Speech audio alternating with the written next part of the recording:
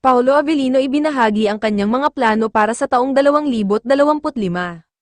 Hello, mga ka-fans! Ngayon, pag-uusapan natin ang mga exciting na plano ni Paulo Avellino para sa 2025. Huwag palampasin, simulan na natin.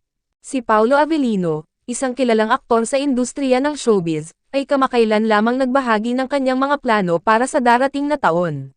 Sa isang panayam, inilahad ni Paulo ang kanyang mga proyekto at layunin na magbibigay inspirasyon sa kanyang mga tagahanga. Isa sa mga inaabangang proyekto ni Paulo ay ang kanyang pagsali sa seryeng, What's Wrong with Secretary Kim? Kasama si Kim Chu. Ang seryeng ito ay inaasahang magpapakita ng kanilang mahusay na tambalan at talento sa pag-arte. Bukod dito, inihayag ni Paulo ang kanyang partisipasyon sa pelikulang, My Love Will Make You Disappear, na ipapalabas sa ika-12 ng Pebrero taong 2025.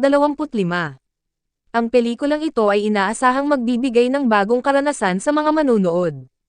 Sa kabila ng kanyang abalang schedule, binigyang diin ni Paulo ang kahalagahan ng personal na paglago at balanse sa buhay. Nais niyang maglaan ng oras para sa kanyang pamilya at mga mahal sa buhay, pati na rin ang pagpapabuti ng kanyang sarili sa pamamagitan ng pag-aaral at pag-eensayo. Isa pang layunin ni Paulo sa 2025 ay ang pagpapalawak ng kanyang mga proyekto sa pagtulong sa komunidad. Nais niyang mag-organisa ng mga aktibidad at programa na makikinabang ang mga nangangailangan, bilang bahagi ng kanyang responsibilidad bilang isang public figure. Bilang isang aktor, mahalaga kay Paulo ang kanyang kalusugan. Plano niyang magpatuloy sa pag-aalaga sa kanyang katawan at isipan sa pamamagitan ng regular na ehersisyo, tamang nutrisyon, at mental health practices. Bukod sa pag-arte, nais ding subukan ni Paulo ang pagsusulat at paglikha ng mga kwento. Plano niyang magsimula ng mga proyekto sa pagsusulat na maaaring magbigay inspirasyon sa iba. Nais ni Paulo na maglakbay sa iba't ibang lugar upang matutunan ang iba't ibang kultura at karanasan. Naniniwala siya na ang paglalakbay ay isang paraan ng personal na paglago at pag-unawa sa mundo. Bilang isang negosyante, plano ni Paulo na palaguin ang kanyang mga negosyo at mag-invest sa mga proyektong may positibong epekto sa komunidad.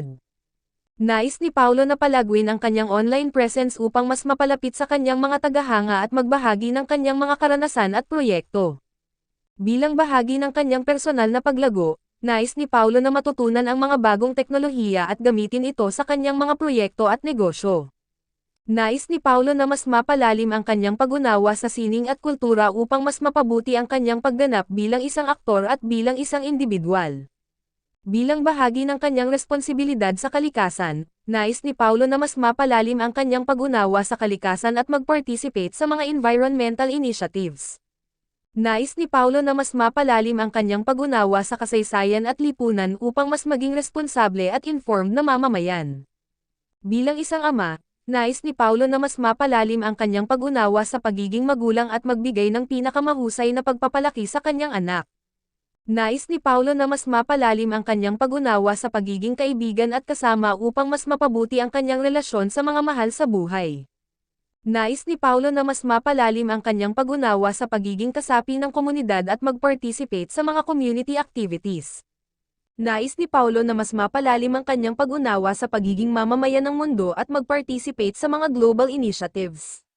Nais ni Paulo na mas mapalalim ang kanyang pag-unawa sa pagiging inspirasyon sa iba at magbigay ng positibong impluwensya sa kanyang paligid.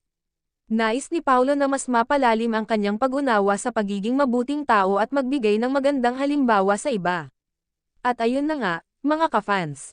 Ano ang masasabi nyo sa mga plano ni Paulo? Ay comment na yan. Kung nagustuhan nyo ang video, like, subscribe, at hit the bell for updates. Salamat sa panonood.